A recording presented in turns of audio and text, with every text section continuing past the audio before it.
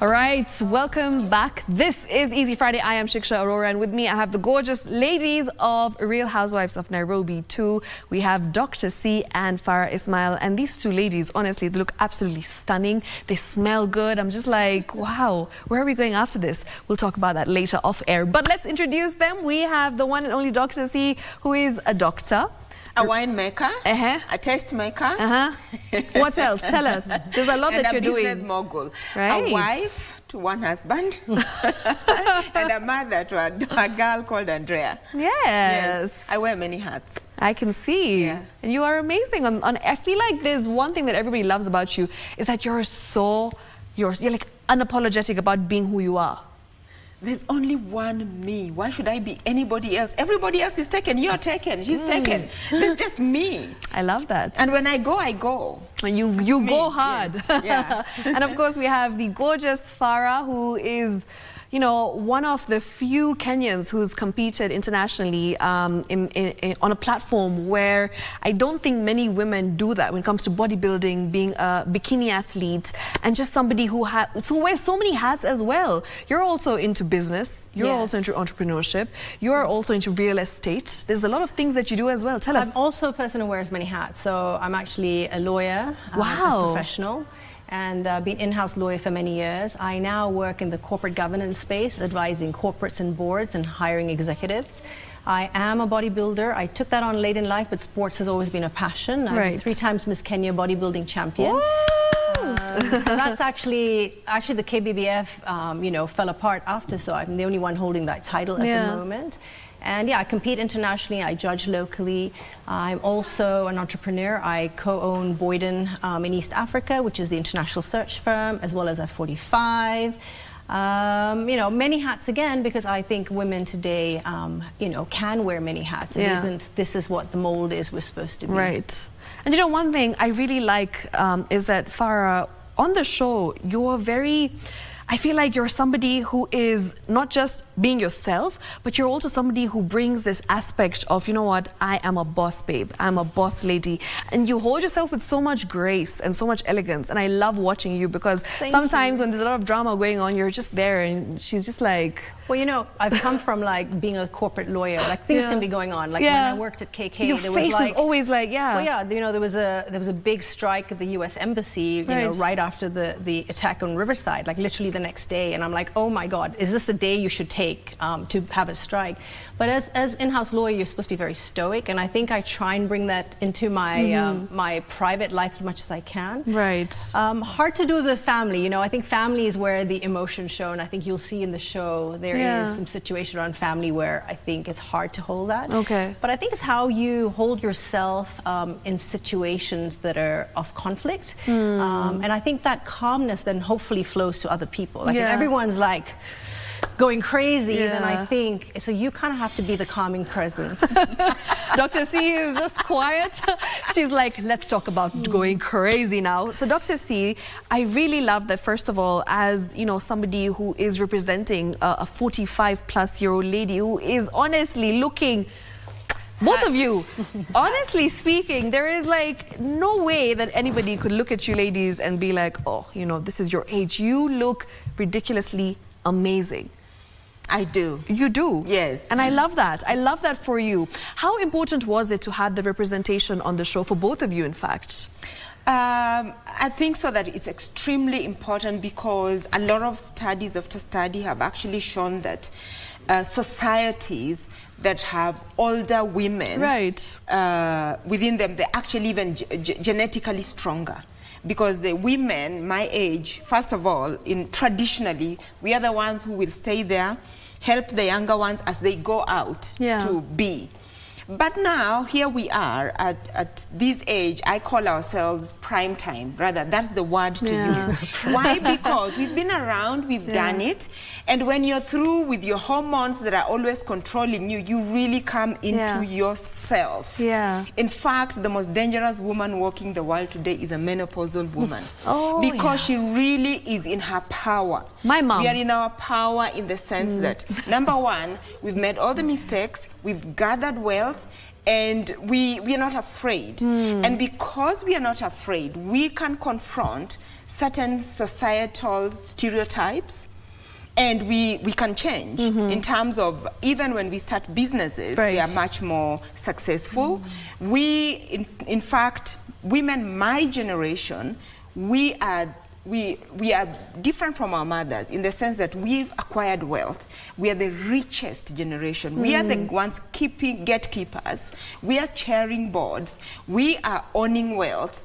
And we are really, if you want to forget, like half of the women of Kenya, then we are always going to be in the same spot, because we are the ones who now need to pass on to our children, to our girls. We fought so much to be where we are. So it's very important that the modern 45-plus-year-old woman can be seen with her power and doing her thing all-rounded, family, business, whether it's politics, activism, in whichever, being a lawyer like she is, and just seeing ourselves to be. I think it's very important. It is very important. It's beautiful to see how both of you are doing it. I mean, for you, Farah, you've mentioned family already, and family is so important to you. So when they saw you on the show, what did they say? Did they think that you're just the same, the Farah they know back home?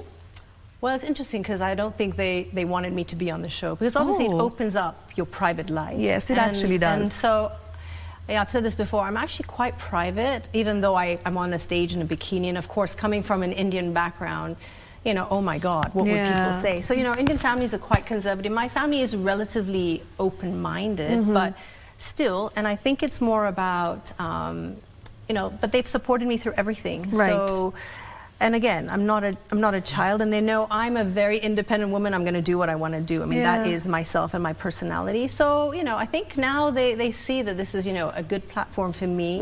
It really has been, the reason I've done the show is because I really wanted to feature fitness, but also women doing different things. I'm over 40. I'm competing internationally with women half my age. I'm able to have a lifestyle. I'm able to travel. You can kind of have it all, and I wanted that representation. And I don't think culture, coming from an Indian background, should limit you. Coming from a Kenyan background should limit you.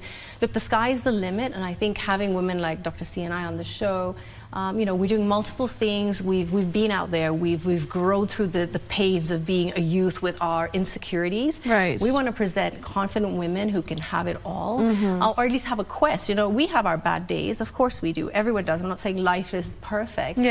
But I have learned by living outside of the comfort zone, pushing myself to take new challenges. I actually played paddle for the first time the other day. Now, how was that experience? It was great. I used to be a really good squash player. I actually played all through university. But paddle is, and I never actually liked tennis. And paddle's in between the two, but to be honest, it's more like tennis. But I actually loved it. I could feel the backhand coming back, and you know, so I think I'm going to take it up. So I think you have to constantly challenge yourself, and I know I can't run the way I did in my 20s.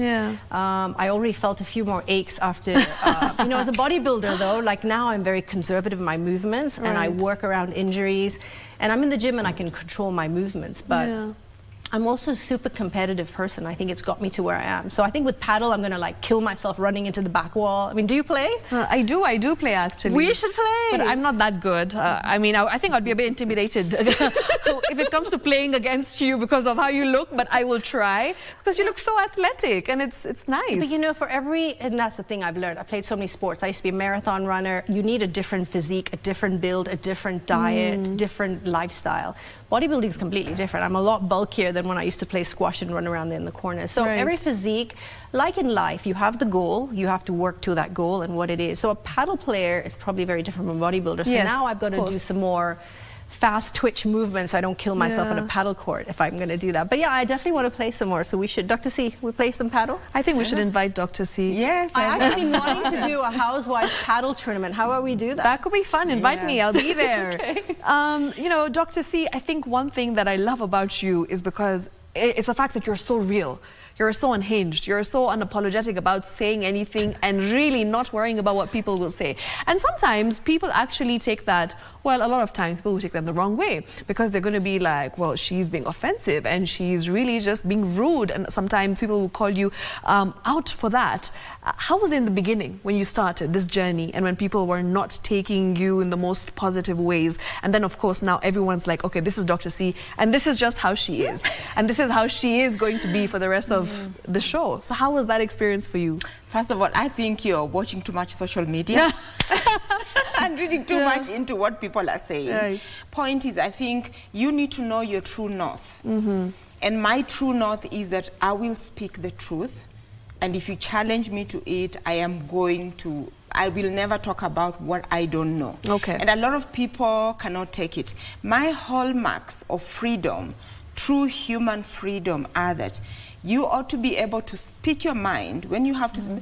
What is freedom when you cannot speak what really is on your mind and how you feel you want to interpret? Right. So some people may take it as rude, but I think so that sometimes you need to know your true north. And if you know your true north, you know the truth. The world can think what they want to think. The question is, when you look at yourself in the mirror, what do you see? can you face that person? I think I sleep at night. I have no, like, honestly, I sleep at night. When I look in the mirror, can I honestly be accountable to that person? I am accountable to that person. So yeah, people have different opinions, and sometimes I say reality TV is, people sometimes watch, and I don't know what perfection they are expecting to see from that person.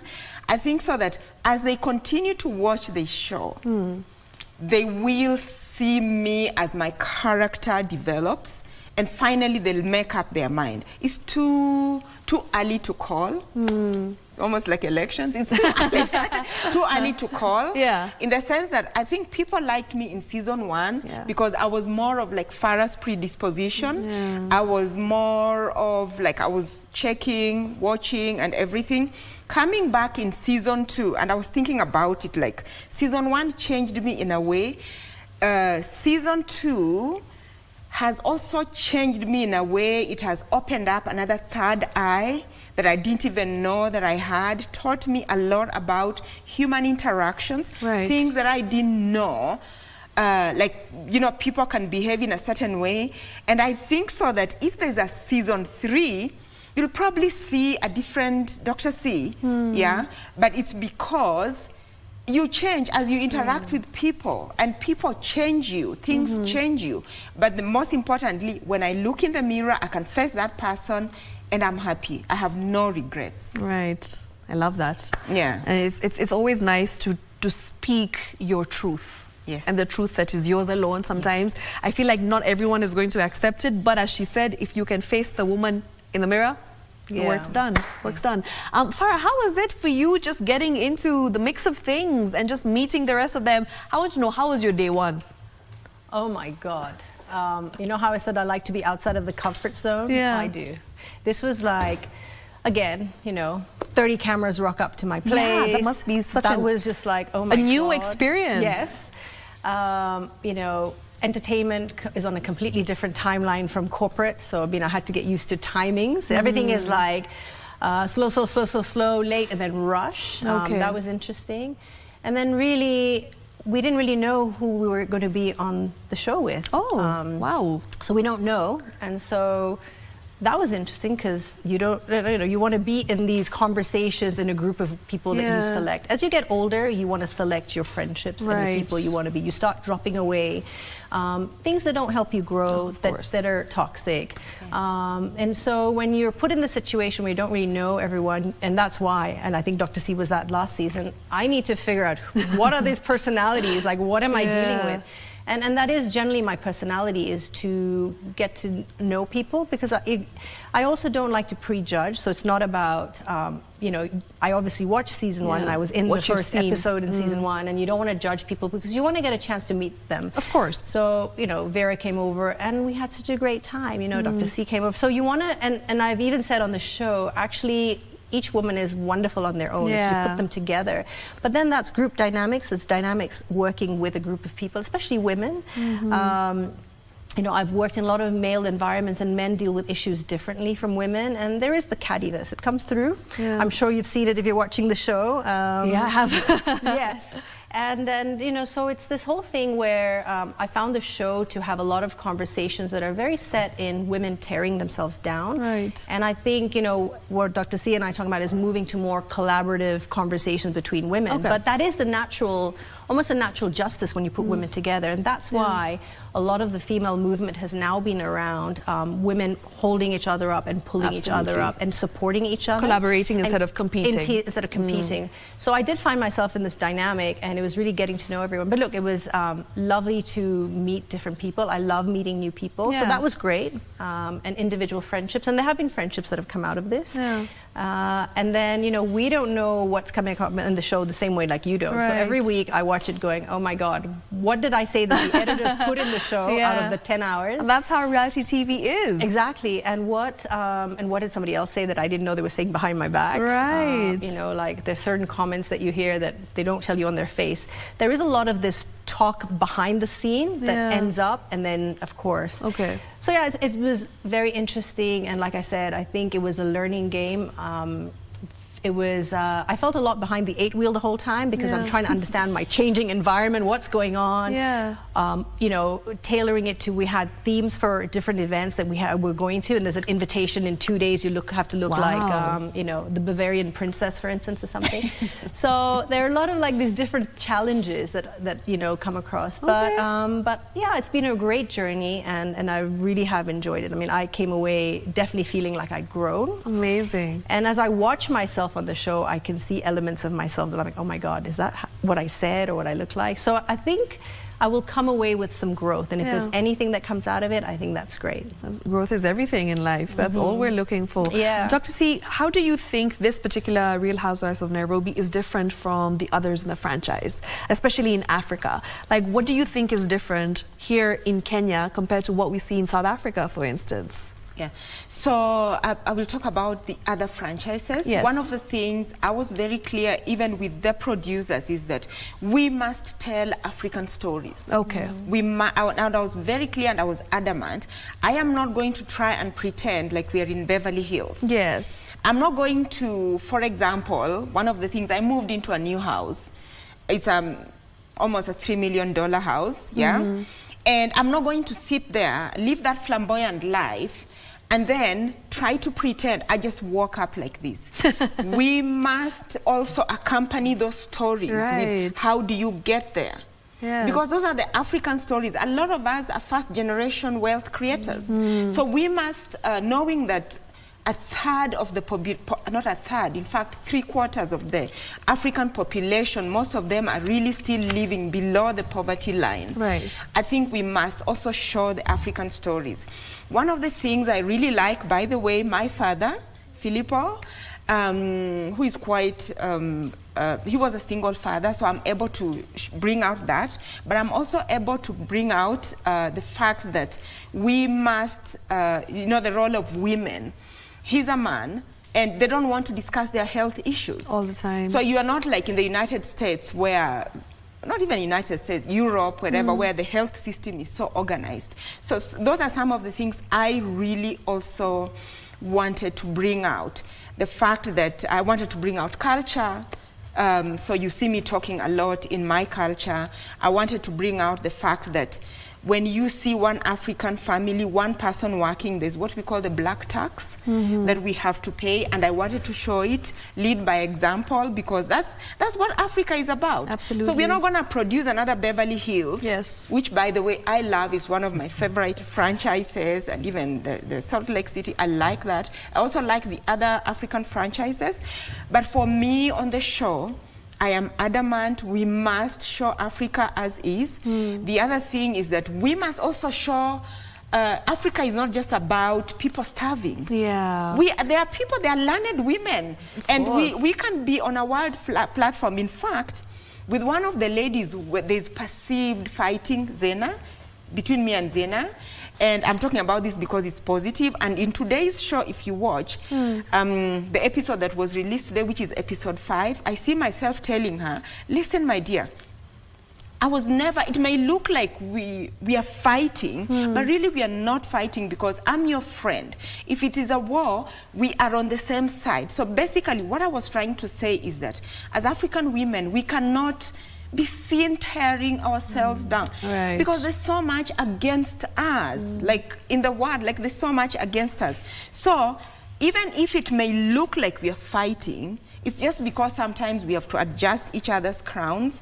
There's still so much that we need to work on together. So these 3 things that I really, actually these are 4 things that I feel should set us apart. Yes. And showcasing Kenya, for example. Kenya as an investment place. That's why I'm actually saying the valley of my house. Yeah. Why? Because we are not, Africa is not just about poverty. Yeah, we are rich as a continent. And you know, it's actually very interesting that you mentioned this, because the South Africans who are watching the show have been saying things like this, like exactly what you're saying. We didn't know that people in Kenya could lead luxurious lives. They didn't know such things. So when I see such comments on Twitter, it actually makes me so happy to see that we're portraying Nairobi for this, you know, it's like a hot point of different cultures, and of course the fact that people actually do lead such lives. Well, actually on this, I just read an article that I think we're 15th in the world for cities that are going to be the wealthiest. Right. Like, I don't know if you saw that article, but this is the thing, and it's convincing people about these opportunities. And I recently got appointed to this advisory board for actually bringing Canadian investments into Africa. Absolutely. So we've got to be out there, and then that's why it's about telling our stories, talking about positively about countries, showing Kenya. And I think that is the platform. It's about showing people what the opportunities here are and the different types of people, and finding people who with all these different talents that live here. And that's what we are trying to do on the show as well. I mean, I absolutely love that. And you know, Dr. C, you also mentioned something about like always fixing each other's crowns. So when it comes to you, your personal thoughts about the ladies on the show, who is your bestie? I want to know. Well, that's a very tricky question. For real. No. You're making her sit next to me and ask her that question, and you know I'm a bodybuilder. So I'll tell you something. Yes. All these ladies bring a very different energy. And I think the casting was done so well. I feel with Farah here, we can talk corporate things. Yes. We have like, we are in the same circles almost. The same intellectual capacity, the space as well. Yes. And then there is somebody like Mine, for example, and I'm much older, a bit older than her, and I can see, oh my God, that was me exactly. There's Vera, who is amazing, like, one of the episodes I'm saying, I'll marry you off to a pastor. And because she's so kind, what you see out there, but I feel, if I looked at her and I thought, oh my God, you are so humane in the way in which you approach things. And I feel so that you, even though you may look like you belong to the world, actually there's a real person there. Actually, that's what I was commenting. Oh my God, you're so real. And I feel people would really be happy to come to you and tell you, because, like, you know, and then there's the other newer ladies you came with. There's Raja, who is just so, and then there's Zina, who the other day you did that test, and she's on the other side, I'm on this side, and she's like, we could really work together. So I can't say that I have, all of them bring a different energy, and they show you, there's a part of you they show you that is very different. So you can't say, you can't pinpoint. I can't be with Farah alone and say, now we have a show. Everybody comes together as a team. And that is the basis of the show. It's like a puzzle. It's supposed to different actually pieces coming represent together. different people and different personalities. And that is really the purpose of the show. Like, it was a little bit like Sex and the City, where you have these different personalities of one person that Candace had put together. And we're all very different. And that is the key to the show, is putting these very different people together and having them in these events and encounters and see how they do. I mean, there's some really interesting ones coming up. I'm not going to ruin it, but where we have like some puzzles to do and working on, you know, mind games. It's going to be really interesting to see how we work together. Yeah, I love that. And one thing that I think we all need to speak about in this particular show, I feel, is mental health. So I hope that's something that we're touching on in the future. Are we? Mental health is, I think it's really, really important everywhere, whether even at family level. And I have to emphasize that this is the World Men's Health Awareness Month. So when we talk just about general wellness and a show being a show for women, I think it just brings out and I'm talking about this because I'm a primary caregiver for my father. Yes. And he's about 86 there, okay, almost 90. And you know, men don't talk about their mental health. Yes. They are always very closed. And I think it's upon, I'll talk about women, but also even men, to actually open up and talk about these things, generally about health. Go encourage your parents, the older people in the community, to actually go for mental health checkup, for, if it's men, to actually screen for prostate cancer. Generally, health in a package is really important. I don't know, Farah, what do you think about mental health on the show? So there's definitely discussion of mental health on the show. Yes. We've had it. And again, I think all of us have had experiences because we've all either gone through these issues or lived with someone. And I have in my past lived with someone with mental health issues. And so it's about having empathy, compassion, identification, understanding for people, and it's on both sides of it. So yeah, it does come up in the show on a few occasions, and yeah, like I think also when you're around new people, you've got to just kind of try and understand what it is maybe that they're going through. There's actually, at one occasion, actually it was the last episode, when I was like, I don't know what Dr. C is going through, and I don't know if it was mental health issue. Like, you don't know what somebody's going through and why they're reacting the way they are. Dr. C laughs about it. But that's the thing, I mean, I think it's, you just got to be, and it's not something you can see, and that's the thing I learned about it. When I lived with my ex who had bipolar disorder, it's not like a broken leg, and you know, it's like this, and so you just don't know. Lots of ups and lots of downs, and you don't know what you're seeing on that day. And I think that has really made me really sensitive to there's more going on than what you see, and it's a really important issue, and I think it does need more support, both for people going through mental health issues, but their caregivers. So like Dr. C says, she's the caregiver for her dad, and I think what people don't realize is how much that person's mental health is affected, either by seeing the person you love like literally deteriorate in front of you, and there's nothing you can do. You can tell them to be on their meds, and I did that for many years. You know, get into a workout structure, eat your BC. I mean, all this stuff that I was trying to do, and it's just like, you know, you see this person you love like a piece of what they were. And with Dr. C, probably, you know, you're seeing your parents get older and you're the caregiver. So it's very difficult. The health of the person and those around is affected. Yeah. But also, I need to add, one of the things that on all the franchises, but Kenya is not even different, is that I like how, and the viewer, and I really would like the viewer to call us out when we are on the wrong, when we are, I think one of the things in the society is about labeling people. Yes. Maybe somebody's just having a bad day, and then somebody decides, oh, you're bipolar, or you're these, and I think in past episodes, viewers have called us out like, you cannot do that, and I like that. So because it brings on the sensitization and accountability, and also the fact that it also brings to the fore the fact that sometimes past traumas that people have had, and when they are put in certain situations, they react totally completely differently, and we see all these things. There's a trigger. Actually triggers. About triggers in terms of learning. What is it that triggers you? You know, whether they are childhood problems or whatever they are. So I think one of the things this show has actually achieved is to bring to the fore some of these things already. Yeah. Okay.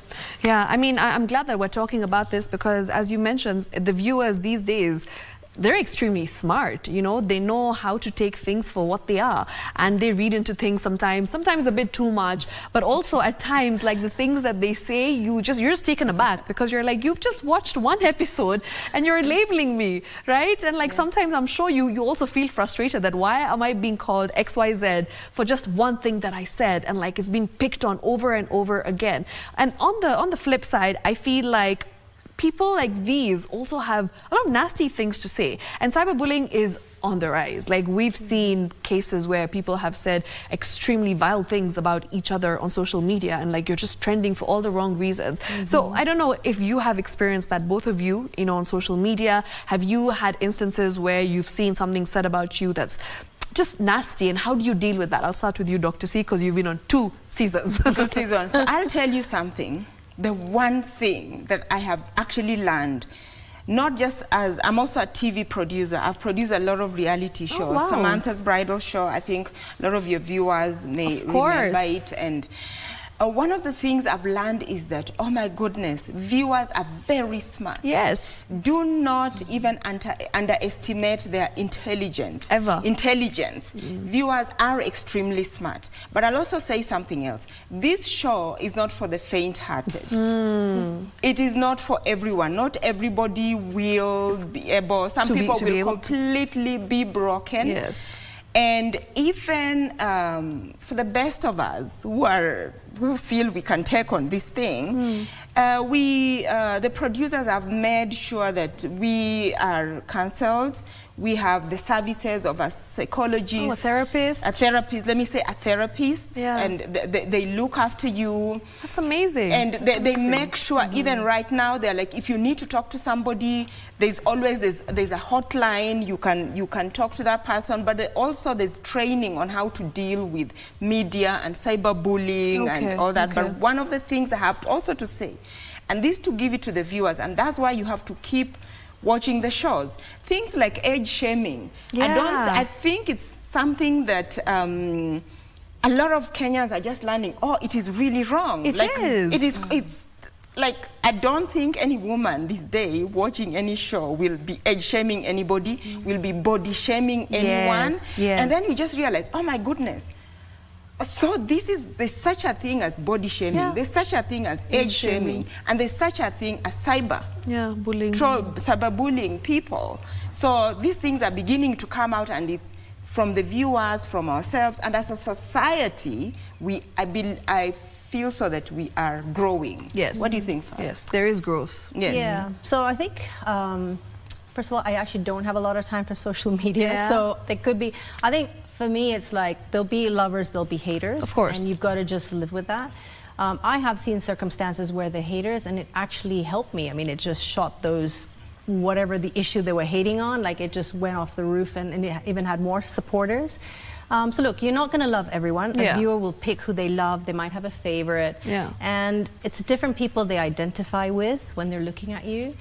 And look, all of this stuff has laws, protection around it. So, you know, you're dealing with these issues, and know that you're not above the law. So there is a point where you can take legal action. But actually, I think they serve as almost a pedestal to inform and educate. I think a lot of it comes from lack of education when you have these kind of things. Like, for instance, the body shaming. You'll hear it on the show, like, you know, I look like a man, I have muscle. And the sad thing about it is, you know, now there's a whole thing around muscle-centric health and medicine, which actually says muscle is your most powerful organ. It's the biggest organ. And the amount of physiological, amazing, really reactions that happen in your body, the more muscle you have, that's what it's going to keep you alive. That's your key to longevity. So protein and muscle. So while I might have fallen into bodybuilding after going to one show, I'm so grateful. And I don't mind being called like a man or looking like a man or building less muscle like a man, because I think, you know, that is going to help me live a better life, carry my bags home. But the sad thing when we have these kind of conversations about looking like an old person, again, you know, I think 50 today is very different from what it looked like. And it just, I think it causes this dialogue that we want to move away from. Same with, you know, this whole issue around body shaming. Like, unfortunately, women are not going to lift weights because they think they're going to look like a man, and we're doing a great disservice. And, you know, this whole thing about aging, we're all going to get old. Of course. Like, I don't think, I mean, we can do a lot, and, you know, we can work out and, you know, use Botox, but we're all going to age. It's like any car that's life.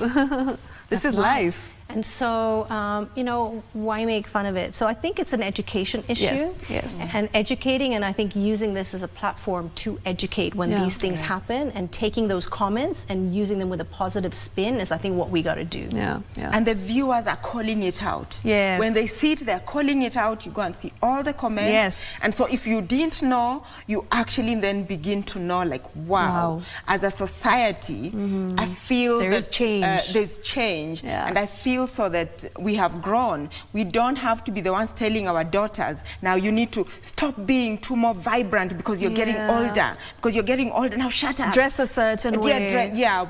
Our daughters are going to just rise and your shine. Your daughter, I was like, amazing, she's an athlete. You know what? And I think that's what we need to embrace, athletics in women, science and technology. We need to get our young people, and you're doing the right thing. I actually want to talk about, so my daughter is going to a school where she went to. Oh, wow. Only 10 years ago, no kidding. So my daughter is 12. And when she met Farah, Farah has had such a profound effect on her. Oh, that's lovely. She's very sporty even in the school. She's like she plays almost 16 different types of sports. Like even tomorrow I'm going to be a soccer mom. We have this netball we're playing. But the one thing is, she meets somebody, she asks you, do you play a sport? Yeah. If you don't play a sport, she's not even talking to you. She's not interested.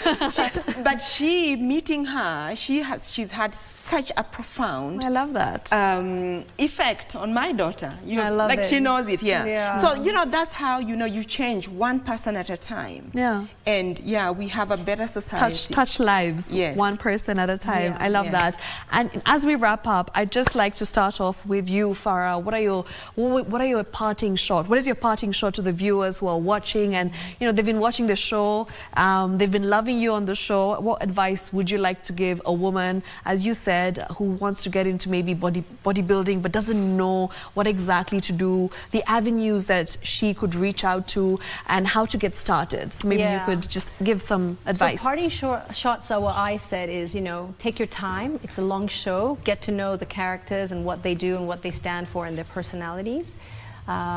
Get to know that these are different women who are represented and they make up our community. We all live in Nairobi and in Kenya. And so there's space for everyone. So if you want to be a bodybuilder, if you want to be an entrepreneur, if you want to be a lawyer, go for your dreams. I think this time is now and it's in your hands. And don't let anyone say no. Don't get held back by the negative comments. If you want to build muscle, go ahead. You're not going to look like a man. We're all going to get old. Do everything you can now to live life fully and experience everything you can. And hopefully one of these days, maybe you'll be on a reality show. And one day. One day, you'll be on one of these shows. And reach for your dreams. And, absolutely. And, you can't fail. And what about you, Dr. C? What would you like to tell somebody who is, just struggling with positivity and confidence? Because I feel like there's a lot of women out here who believe that being outspoken sometimes is not a good thing. And they think that, you have to be a certain way to be liked. And I feel like you have really just broken that stereotype and done it in such a beautiful way, because you are your true self and you show it, and you're not afraid at all to be yourself. So what would you like to tell a woman like that who is struggling with what society says about you and how you need to behave a certain way, and also just being this boss babe who is wearing so many hats? So I want to start by saying that recently, last week we celebrated the Madaraka Day. Yes. The day when Kenya got independence. And there's one song that always really touches my heart. And when I remember it, I just move and do as I do. There's a song, it's called Kanyaga inchi yako kwa nguvu na raha. Na na na. You know that song? No. It's a very old song, but somehow it always touches me from the time when I was young. Like, walk your country, like with strength and with happiness. And this is what freedom is about. I'm passionate about freedom. Where you come from does not have to define you. Look, I was born in a village in Kakamega, grew up there, I was herding animals, the best childhood anyone can actually ask for in the forest, Kakamega forest. Wow. Cows were my pets. Listen, I build a business in a space where no one would have even expected me to do that, with zero budgets. I stayed positive. I'm on top of the world. You can do whatever. I'm a veterinary surgeon. I've done so many things. I've built many other businesses just by being me.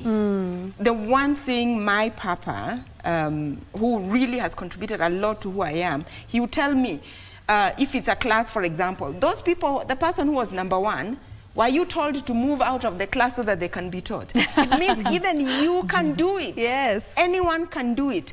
the biggest thing is trying to worry about what other people are thinking about you. Don't worry about what people are thinking about you, just do. The future belongs, and this world belongs to people who actually do.